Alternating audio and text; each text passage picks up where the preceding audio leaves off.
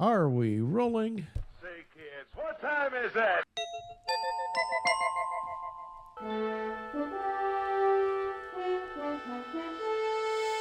The future is coming on, it's coming on, it's coming on, it's coming on. Hey, folks. Welcome to the show. We're coming on to you from a beautiful day in Aptos, California, right down by the beach, one of our beach broadcasts with Mrs. Future in the studio here, the beach studio. That's right.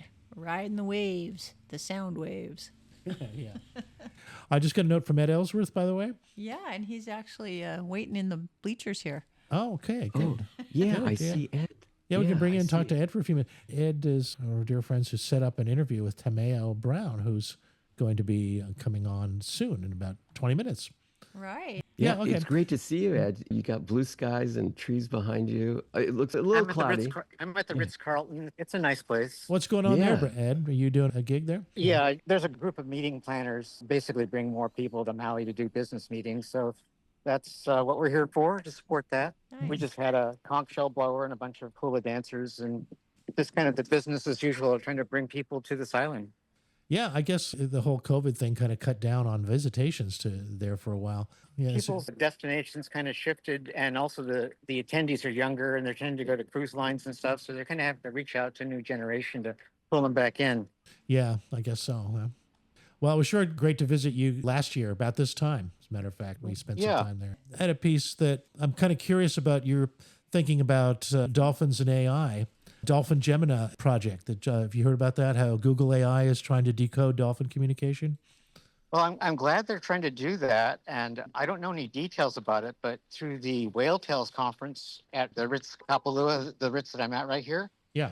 Google has been working with whaletrust.org, and they have kind of a high-tech surfboard that's out there that follows whale vocalizations, and they've been supposedly translating that. So I'm guessing they're using that same tech and applying it to dolphin vocalizations or ultrasound, but I haven't heard any details about it. Okay, well, let's see. The article that we're looking at, it was reported on National Dolphin Day. All And right. it was about Google in collaboration with researchers at Georgia Tech. And they have the Wild Dolphin Project. Oh, okay. That sounds like Denise Hertzig then in the Bahamas. Yeah, I think that's part of it. Yeah, that was. She Yeah, won an she's award. been out there at least 20 years connecting with the wild dolphins there. Right. Have you tracked her Yeah, research since at all? 85.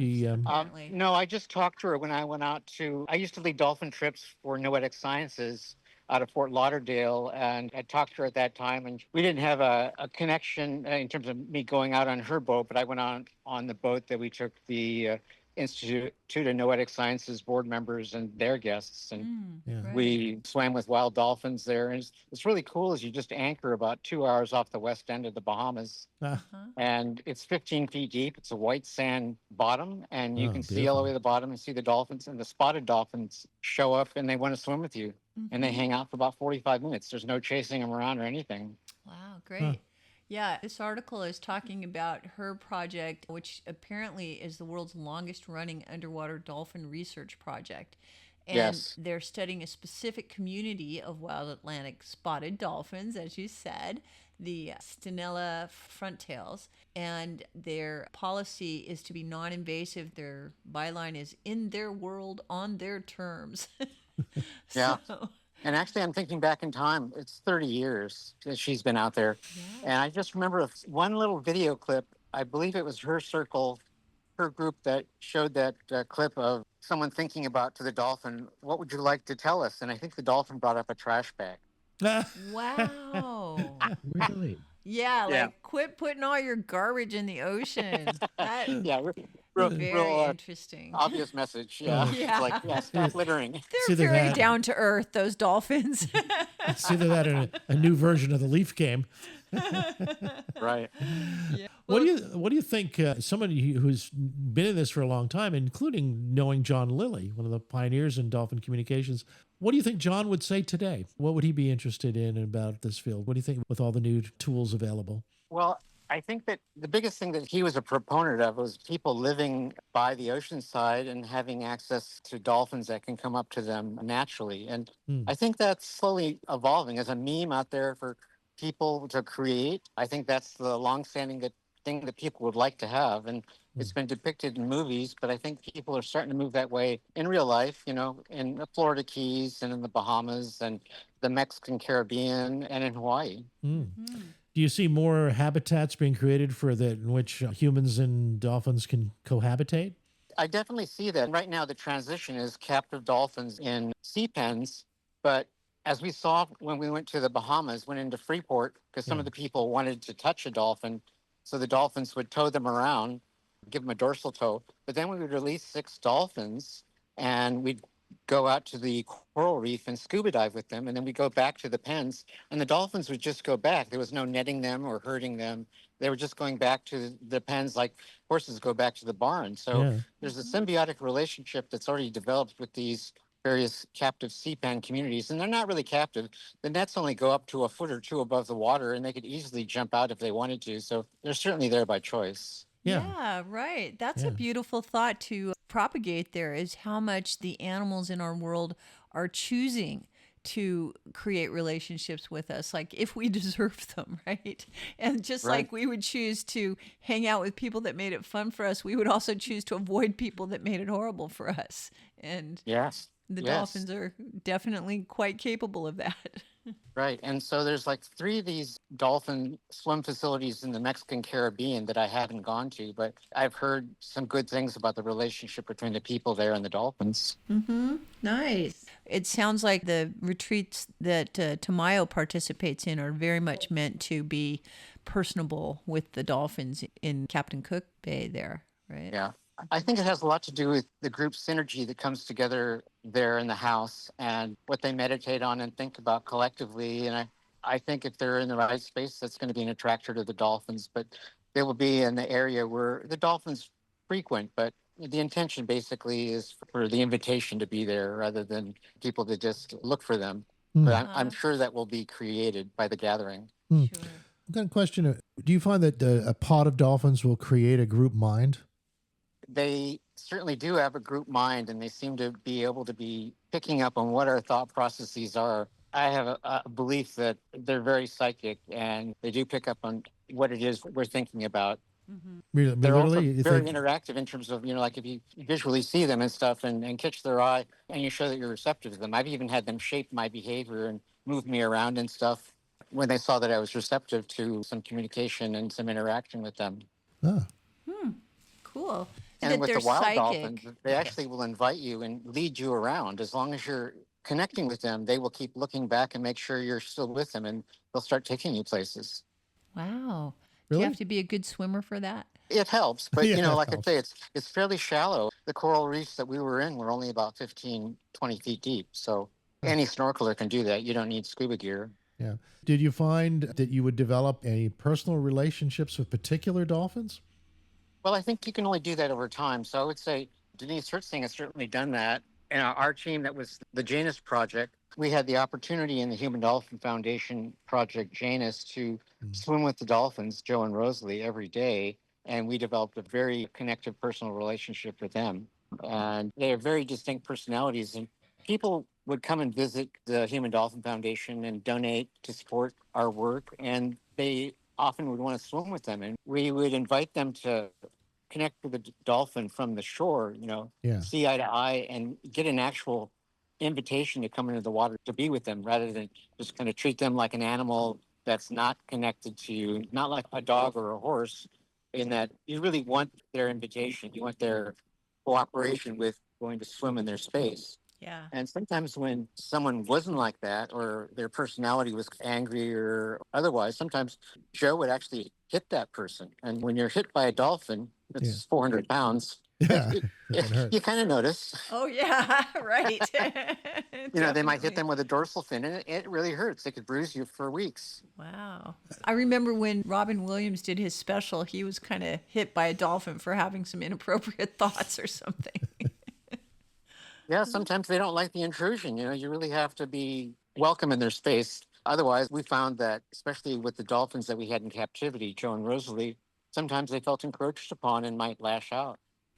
But they never would hurt a person. Like, for instance, even when I was involved with capturing them and netting them in the tanks, let's say to move them to the truck, to move them to the plane for release, even though they were really upset and my arm was right by their hand. They didn't try to bite me or break my arm or anything, even though they're extremely upset and letting us know about by their vocalizations. They wouldn't hurt us.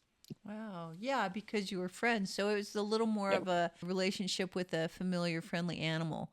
Right. They'd warn you with their teeth. They might do a jaw clack where they would open their jaws and you'd see their teeth and then they snap it down. And you could really feel the force of that energy coming off their mouth. And you can hear the loud clack. And you knew that they were upset. It was like a admonition, like, what are you doing? Why would you Yeah, do this stop. to me? Stop that. Yeah, Yeah. right. Wow. Fascinating. What do you think of ET connections with dolphins? Like, you were at Contact in the Desert doing the media for that there. Is there anything to that from your estimate? Well, on the intellectual point of view, John Lilly and a lot of us thought that if we were ever going to communicate with aliens, we needed to at first try to communicate with other conscious beings on our planet. So I really respect the work that's been done with the gorillas and the chimpanzees and the dolphins in terms of pursuit of that kind of communication and connection. And maybe eventually we'll even have that with the greater whales, the humpback whales and the other baleen whales and the great toothed whale. I'd love to see what kind of communication we could have with a sperm whale, because I think they may be one of the oldest living whales that are around on the planet. Yeah. Yeah, I see what you're saying. There's a very interesting piece this week on about how if we want to understand or how to communicate with ETs, we need to communicate with other species on this planet, Right. for starters. And I mean, that's almost alien to us in terms of our Right. understanding. And Joan Ocean, who's known for taking a lot of people out at the Galakukua Bay and being with the dolphins on the Big Island, Yes. he has a connection with Jean-Luc Bizzoli, and they've often shown the ET connection in his drawings, his artwork. Mm. But she talks a lot about communion with the whales and with ETs in her books and in person. Yeah. It's interesting. I'm wondering about the dolphins themselves and their consciousness. I mean, we have, our species can channel and bring in non-local information. I'm just wondering if they can too. Well, you think, you look at our brain anatomy and you compare our brain to the dolphin brain, Yeah. and we have two hemispheres that have kind of a narrow pathway in between them. Their Yeah. pathway is much larger, and they have full conscious control over each hemisphere, so much so that they can have one hemisphere rest and sleep while the other hemisphere is awake and conscious. So in captivity, they would swim around in circles, and you'd see in the round tank, and you see the outer eye was open, and they're watching the outside of their circuit, Yeah. and their inner eye would be closed. So you'd see that hemisphere was asleep. So if they have that level of control over their brain, I would think the what I consider higher communication functions like psi kinds of and other kinds of things that may be possible, they're much more advanced than we are, and they certainly would have whatever capabilities the brain gives us. Mm. So they're waiting for us to catch up in a sense. Oh yeah, they're millions of years older, and we're still the young ones. They're waiting for us to be able to read their minds, you think? Let's say they're tens of millions of years old, and how old are humans? Way less. We can say Few hundred 15,000 is the conservative view, but the ET community believes it's much more, and like maybe 200,000 or 300,000 years that humans have been around. And Yeah. If they've been around that long. Maybe they've been it was- around way longer. Yeah. a lot of stories about how the ETs played with DNA to create us from the monkeys, but maybe it was really the dolphins. Or And you maybe definitely see the compassion in them in terms of evolved beings. You see them, there's so many reports of swimmers suddenly having a circle of dolphins show up around them, and then they look down below and they see a shark. Yeah. We've been hearing more and more reports of humpback whales actively rescuing sea lions. Like sea lions will come up and jump on them because there's a killer whale in the water. wow. And the humpback whales actually consciously cooperate with saving another being's life that's not even their own species. Huh. Do you think that there's some kind of animal version of thou shalt not kill where people recognize that the danger is lethal and so they unite to prevent it?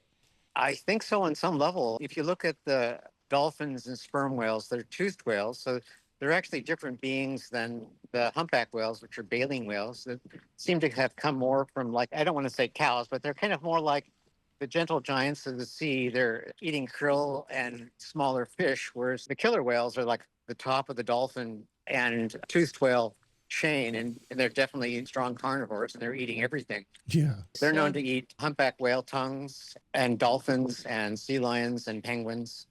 So they're the carnivores of the ocean jungle. And I would almost say like the baleen whales are kind of like the cows and other type of livestock, although they had to adapt to eating krill, shrimp, and various kinds of things like that are smaller that they can filter through their baleen. Yeah. And the killer whales like to eat them. Yeah, they have Good a steaks. reputation for going after gray whales and humpback whales and eating their tongue. Wow. Wow. Huh. Just because it's a delicacy, huh? I guess so. Or maybe there's just too much blubber to get through for the meat in terms of, actually trying to get to anything else. Yeah, we've seen them frolic in the bay here, and they're mostly having fun until the meat eaters arrive, and then they want to separate one of the gray babies for a nice feast. We're just about at the time where we take our break and have a few words from Santa Cruz Voice. And we've also been joined by our guest, Tanmayo Brown. And we're gonna bring everybody on right after a commercial break. Yes. So All hang right. tight, and we'll be right back and talk some more about our cetacean friends. Yeah. Sounds great. All right. Yay. See you Stand by. shortly. Okay.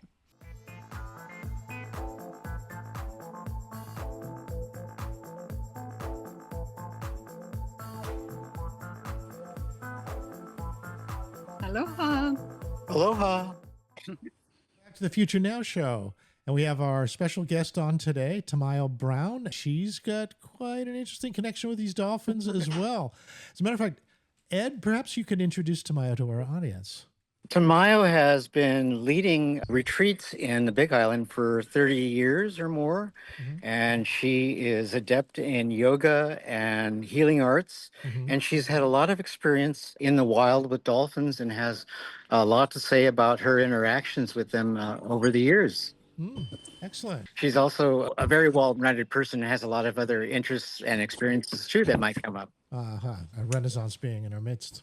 Yes. Very good. Well, welcome, Tanmayo. Aloha, Alan. Thank you Hey. for having me on the show. I've heard a lot about your show, so I'm really excited to be part of it today. Oh, it's great to have you. Great to have you. And it's a surprise to have Ed. We were blessed to have Ed come and had a break just at this time on his work. So Yay. yeah. First of all, how do you two know each other initially? Was it through dolphins or Or is it just a benefit of being in the Maui tribe? yeah, you both live in Maui. Maui family, my Maui family connection. Yeah, definitely. We've both been on the island for a long time, and I've gravitated to a lot of my friends that were sannyasins in upcountry, and Tanmaya was certainly one of those. Okay. Yeah. So how would you characterize the Maui family? Well, I would say the Maui family is really something that has been set up in the 70s and the 80s. A lot of people came to Maui and wanting to explore a freer lifestyle, and a lot of them living off the grid and setting up communities. When I came, it was the late 80s, and I was kind of running away from Los Angeles after completing my yoga teacher certification Yeah. because I needed to be in a place that was more supportive to my spiritual growth. And I came to Maui for actually a in-depth yoga training with Patabi Joyce, as I was really into Ashtanga yoga at the time. And I just found such exciting, inspiring people that were so creative and so connected with spiritually that I really felt like this would be a really good place for me to move to. And I made the move in 88, and I've been here ever since. Amazing. And it's been evolving as the rest of the world has, but I still feel like it's a safe haven. And my time on the Big Island in Hawaii has also brought me closer to the Hawaiian spirituality, which I also study deeply with my connection with Lomi Lomi massage, which is my main practice. And I'm not teaching yoga or doing retreats, I'm also teaching Lomi Lomi. And my teacher, Auntie Margaret, lives on the Big Island. So when I went to the Big Island, I was initiated by her, and she's one of the foremost lineage bearer in the tradition of Huna and Hawaiian Lomi Lomi. I also study hula. So the Maui family is many people that do different things. Some of you may know Reverend Kedar, who has the Temple of Peace, which is a wonderful place to rejuvenate and connect with like-minded people. There's some amazing permaculturists like Steve-O. There's people that who do the Tara dance practices. just a lot of really amazing elders that embraced me, and now I'm becoming one of those elders. One of the so elders, I'm yeah. happy to introduce younger people to what Maui has to offer in ways of spirituality, tradition, and spiritual practices. Oh, well, I think that's a really nice segue to talk a little bit about the dolphin retreats that you offer and give people a So little what glimpse. happened is in the late 90s, Yeah. I had some friends who were also initiated by Osho, which was one of my first teachers when I was in my early 20s. Oh. And they invited me to this dolphin retreat. And it was at a time where it was a buzz. I had another friend that said, "Oh, I just swam with dolphins on this really secret beach. And would you come with me?" And she enrolled a bunch of people to go. And I was the only one that saw the dolphin, which was really strange because everybody was waiting on the beach. And I got tired of waiting on the beach, so I just went for a nice snorkel. And all of a sudden, a dolphin jumped out of the water, and I just got overwhelmed by joy, by tears, by laughter. And it was the most unique experience I ever had. So after that, I was, of course, very interested in pursuing that connection that was established. And when my friends invited me, I was reading John Ocean's book called The Dolphin Connection.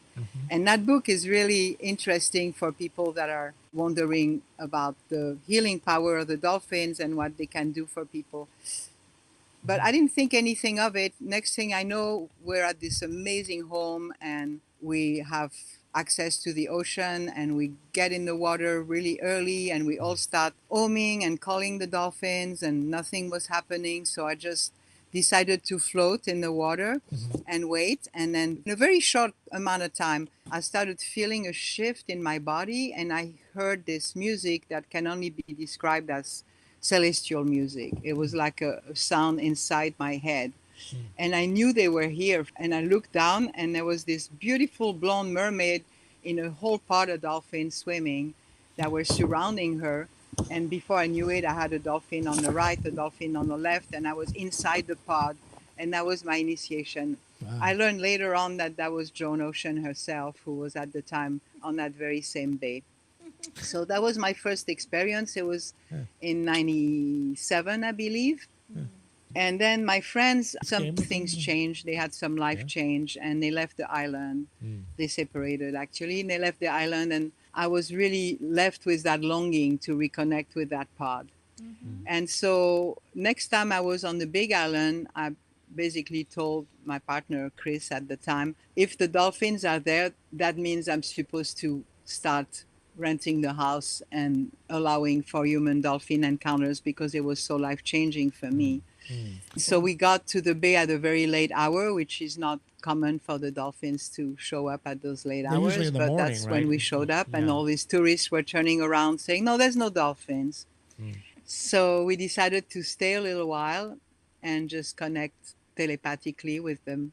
And then all of a sudden, there they were. They showed up. So we got in the water and they were all around us. And it was another, like finding a long lost friend. It was very heartwarming and wonderful. So I said, okay, I'm going to see about renting the house and bringing a group of people together. This was in 98. And since then, it's not quite 30 years, but close. Yeah. And since then, I have done over 60 retreats. So the last one was number 61. My next one, that's actually in a little over a week from now, about 10 days. That one still has a couple spaces open.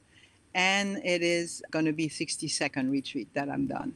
So people ask me, where am I guaranteed to see dolphins? And I always say, well, and I'm speaking the truth, I've had 100% success. That's all I can say, you know. So every time it's kind of like, yes, let's see what happens. And every retreat is so unique and so wonderful. It seems like somehow people that are attracted to dolphins are people that are very easygoing, playful, kind, having that kind of group mind, because the dolphins really elicit this group mind, and I can elaborate on that a little bit more. Yeah, I'm interested. And we always have an amazing time, and we stay in touch. I have a lot of returning people that have gone like 3 times or more and keep coming. We serve delicious island food, and we just have an amazing time because Nowadays, it's a lot harder to just go on your own and rent a kayak. They've had some pretty strict laws, and I understand that. We don't want people abusing the dolphins and making a full-time business out of it and not allowing people to be taught sufficiently how to approach these wild animals. When you approach wild animals, you always have to respect that this is their habitat, and I always emphasize letting the dolphins come to us if they will to and not chasing them. There's been a ban on kayaks going into the bay. No vessel can come in.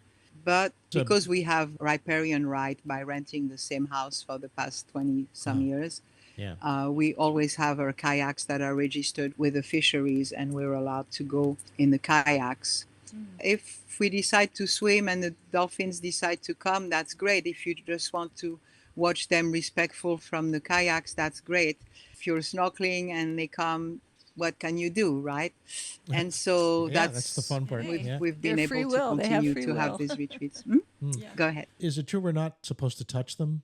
So I've never touched them, but what happened is they've touched me. So In more ways than one, I can say.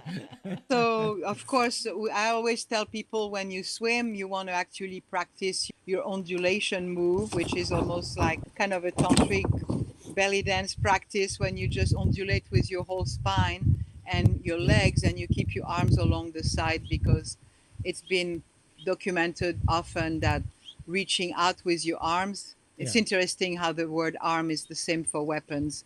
So, Oh, you gosh. it's the only language in the world that has the same word, but we try to keep our arms along the side as much as possible. But I don't want to give away all the secrets, of No, but course. what- But there's many ways to call dolphins. They're very telepathic, and when we hold them with love in their mind's eye, they're much more likely to come. I have a noticed question that coming them. in regarding the connection between yoga and dolphins. Do you do yoga with the dolphins or what? How does that work? Well, this house is an amazing location because you can see the dolphins in the morning when you sit on your bed in your bedroom. Most of the bedrooms are over 180-degree ocean view, and you can view the dolphins. So the yoga room is also, we can view the dolphins and we can feel their presence, because this house has been hosting so many dolphin retreats. There's dolphin art on the walls. So the yoga that I've developed over the years is, I like to call it dolphin yoga, because it helps people get in touch with their spine and that core strength and that undulation. Also, I want to say that the dolphins are great meditators, and they embody that presence, that sense of just being fully embodied in the moment, which is what the aim of yoga is. But also, they are conscious breathers. Their breathing is not an automatic function, so they have to come up to the surface, so they never completely sleep. But the main thing is, like, yoga is an attempt to become conscious breathers as well. So in this way, I feel like it's very aligned to do dolphin yoga. Yeah. Sure. I just wanted to mention that it's definitely the consciousness that you have that attracts the dolphins, and just like Joan Ocean. And one of the things that attracted me to Kealakekua Bay is I knew Joan Ocean back in 1990, and I was actually living in Switzerland at the time, and I came to swim at the Point House at that time, and I fell in love with Hawaii, and that's why I actually moved here. But I wanted to mention that John Lilly, when he worked with captive dolphins in the Virgin Islands, he actually created some plexiglass forms that he moved the dolphins into. And he found that they were really, really flexible. And I saw pictures of dolphins that had folded themselves in various kinds of what could be considered yoga postures. So they actually were able to do that. And we found that we could commune with the dolphins. Another way, too, is with the isolation tank, by getting really quiet in your mind and going into that soft kind of contemplative space, and then going out to swim with the dolphins. I would always have a good connection with them when I did that. Yeah. Wow. Joan Ocean a little bit earlier, too, and they were asking about her connection with ETs. I don't know if you'd had any kind of connection with dolphins and any other beings.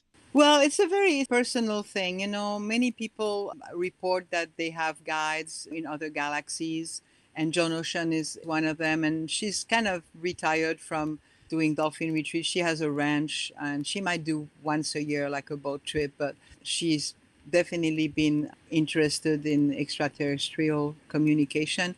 I'm more interested in this planet myself, and I'm not discouraging that. And I've heard a lot of different reports that the dolphins are from Sirius, that the dolphins have been coming just like us from the Pleiades, and that they have a connection with the Pleiadians. And I personally have a very strong connection with the Pleiades, and I always find my eyes going to them in the sky.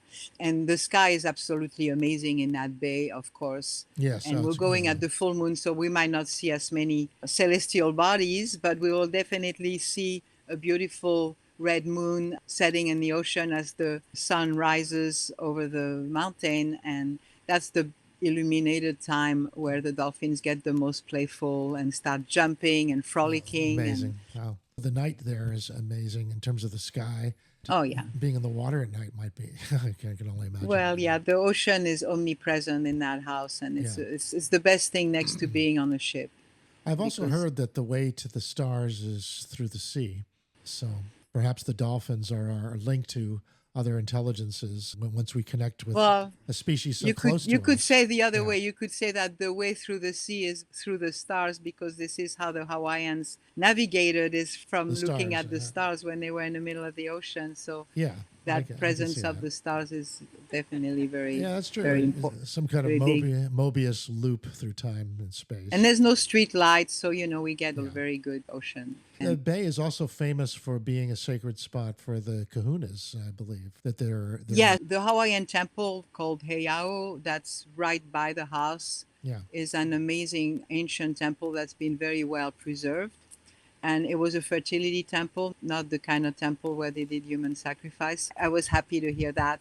It still has a phallic stone, like a Shiva lingam, and it's open to visitors. And we've been going there and doing some invocation and prayers and meditations there. The whole place is very sacred. Actually, Kealakekua means gateway to the divine. So it says it right there. It's a portal. I'm not surprised that people are experiencing different types of transmissions there, because it really is a portal, kind of like out of time. It was a big portal in physical history, because this is where Captain Cook first discovered the islands, and that's where he found his end. Yes. And it's the birthplace of Kamehameha, who was the big bad bully, but he was also operational in creating a unified kingdom for Hawaii and giving Hawaii a place in international diplomacy. Yeah, it's an amazing bay. It's a place of history. And then the city of refuge is very nearby. And the city of refuge is a place where there's always been peace and there's never been any bloodshed. And it's a place where the kahunas would go and get initiated. And so we go visit that place, and we do a lot of Ho'oponopono. I've been initiated in the teachings of Huna as well as Hula. And so we share chants, we share culture, we share some ritual to release into the ocean what we no longer want to carry, and do rituals of letting go and forgiveness. Yeah, it's a very powerful place to be doing those kind of practices. But mostly we have a great time and we celebrate life, because I think what dolphins bring is that childlike innocence of play. And they're such good teachers for us that are struggling with so many issues as a society, and to see a society of like-minded beings that are also nursing their young, creating family bonds, and you don't see any males fighting, you don't see any single mother left alone. They can be teachers in a lot of ways. Yeah, absolutely. Right. Well, we have a question coming in about media. Are you allowed to photograph them? There's no ban on taking photographs underwater or above water. Right. But of course, if the photographs document you chasing them, then that's evidence, and you may have to deal with it. So. Yeah, that's true. You want the opposite. Yeah, you want them coming at you. Right. Now, I wondered, Tanmayo, do you have any personal relationships with dolphins where you recognize them and have a history with them, or is that not really the way that you experience the dolphin family? I have to say two things about that. It's a really good question, actually. I feel like when I was doing 4 or 5 retreats a year, I would recognize some of the pods, but there are several pods that come in this bay. there's a joke that dolphins are a little bit like hippie, like they come to the party with some friends and they might leave with some different friends. So there's a lot of interaction with the dolphin parties where they all come together as pods and they might live in different pods. Oh. And so there's a lot of mixing, but definitely within the 5-day retreat or week-long retreats that I hold, I have totally been able to make friends and recognize mothers and juveniles and elders. They have some significant marks once you get to know them, of course. And I've had dolphins follow up on conversations with me, actually. Really? Wordless communication. But What's that like? What kind of things would they communicate with okay, you so about? there's a game that dolphins love to play besides making bubble art, which is really fun. Like sometimes they send me a bubble. It's either a big flying saucer kind of bubble that explodes in my solar plexus, or maybe a bunch of tiny bubbles that wrap around my neck like a lei. And I'm not making this up. They're very adept at making very elaborate bubble art. The other thing that they do is they like to play tag with leaves that float on the ocean. How does that work? So one dolphin will hold the leaf under its fin and then let it go. And then it's up to the next dolphin to chase the leaf, catch it with its snout or its fin or its tail. There are 3 ways that they hold the leaf. So one afternoon, we had just arrived and we wanted to go kayaking, and we went kayaking. And I'm just like, okay, I'll bring a leaf, I'll just bring a leaf. They're always happy to have a leaf to play with. Yeah. When there's no storms, there's not too many leaves in the ocean. So I brought a leaf and then I went for a swim. And there was this pod, but they didn't look like they were interested in playing. In the afternoon, they mostly rest and we don't chase them. We just, if we see them going underneath us, that's just a nice blessing. Okay, they're here, we feel their presence, and we just enjoy our day in the ocean. And then I left the leaf there. And, leaves are kind of unique, and especially their color and their shape. And so I left that leaf there. And then the next day in the morning, they were calling us. They were jumping. So we were just like, okay, let's get the kayaks and let's go and see if they continue to invite us to play. And so we did that. And then we didn't see them right away, but we got in the water and we started swimming and we were having a great time with our own human pod, which is also really part of the fun, of course. Yeah. And then this dolphin came all of a sudden and he had the leaf under his fin. And I was like, oh, okay. And then he let it go. He passed me very fast and he let this leaf go. And then I go to catch it and then he catches it with his tail. And I swear he turns around and laughs at me. Like he pretended to let it go with his snout or his fin. I can't remember if it was the snout or the fin.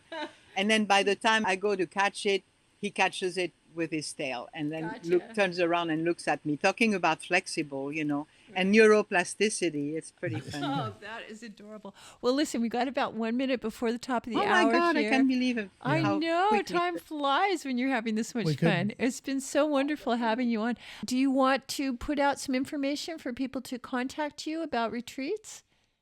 Okay, so I have a few websites. The one that's about dolphins is called dolphinyogaretreat.com. It's pretty simple and explanatory. Dolphinyogaretreat.com. It's a place to transform and experience spontaneous healing and go deeper into yourself and meditate, improve your yoga practice.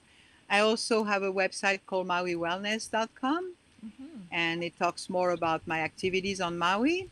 The other one that I'm building with Ed's help is Tanmayo, and it's more like worldwide because for the next couple of years I started taking people to India, which was my first place of experiencing. And I have to say that I've met some enlightened beings in India, and the dolphins experience is the closest to having darshan. Wow, well, that's saying something. Thank you so much. Well, we're right. going for a hard Tanmayo break Brown, for the news. So Ed Ellsworth. thank you. Thank you so much for being on the show.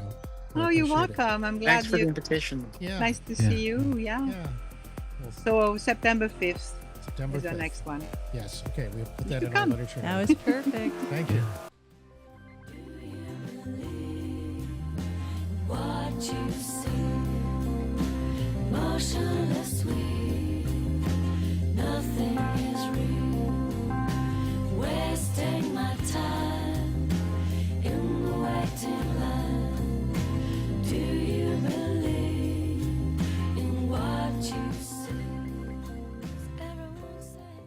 Okay, welcome back to the show. That was Tanmayo Brown in our last segment. And Ed Ellsworth. Ed Ellsworth, yes. Two old Maui buddies that we really are fond of. Boy, aren't they living the dream? Yes, they're in paradise, truly. September 5th through 10th is their dolphin yoga retreat when they're looking for adventure seekers and relaxation enthusiasts. 6 years. You might wonder what this all-inclusive package might cost. Yeah, I'm wondering. Sounded like she's got 2 slots left out. Let's go for it. You got daily yoga and meditation. You got your hula workshop. You got your qigong. You got your sound healing class, live music, sacred geometry, herbal walks, and kayaking and snorkeling, and the dolphins. Oh. It's an oceanfront mansion. $240 for a week in the Mermaid Mansion. That's great. But starting at $1,880. That's per person. Yeah. Those are rooms. $2,240 different is the rooms. garden room. And the master bedroom is $4,040. That's for 6 days, all-inclusive package. Hot tub overlooking the ocean, shuttle to the airport, 3 meals a day. Vegan options from $1,880 to $4,040. Well, it's a very wonderful package for an all-inclusive Maui vacation. Yeah, and connection with the dolphins is truly a life-changing event. It's contact with another species that's intelligent and yet alien to human intelligence. They probably think we're the aliens. Probably. Yeah, probably. It's like, what are you aliens doing calling us the aliens?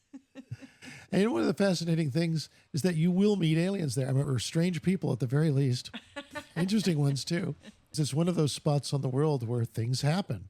That's why the Kahunas not only had a sacred temple there, they also, on the side of the cliff in Kealakekua Bay, is where they're buried. They're buried in little caves on a cliff, which overlook the entire bay and the ocean. And as we had mentioned, that's where Captain Cook met his demise. It's also where he discovered Hawaii, same place, rich with history. As a matter of fact, there's a little piece of land there that I believe is British territory. Just a little island that has Captain Cook, or some kind of international status that is outside of the normal U.S. jurisdiction. Very Sounds interesting. like a good question for your favorite. Yeah, I have to your ask her favorite about AI. that. That's true. Yeah. I'll do that.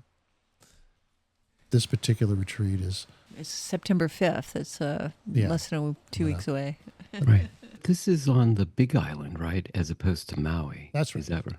That's yeah. right, the Big Island. Because I've done a little snorkeling there in Kalakakoa Bay and then swam to Captain Cook. There's a little Yeah, a The little monument where he died. monument. Yeah. Yeah. Yeah, They that's have a the little land. That's the dock. land that might actually not be fully U.S. territory. Hey, ChatGPT, is it true that the Captain Cook monument in Kealakekua Bay on the Big Island was deeded to the British government? And is it still British territory? Yes, it is true. Back in 1877, the Kingdom of Hawaii actually deeded the land where the Captain Cook Monument is located to the United Kingdom. So it's technically considered British soil. Already interesting piece of history.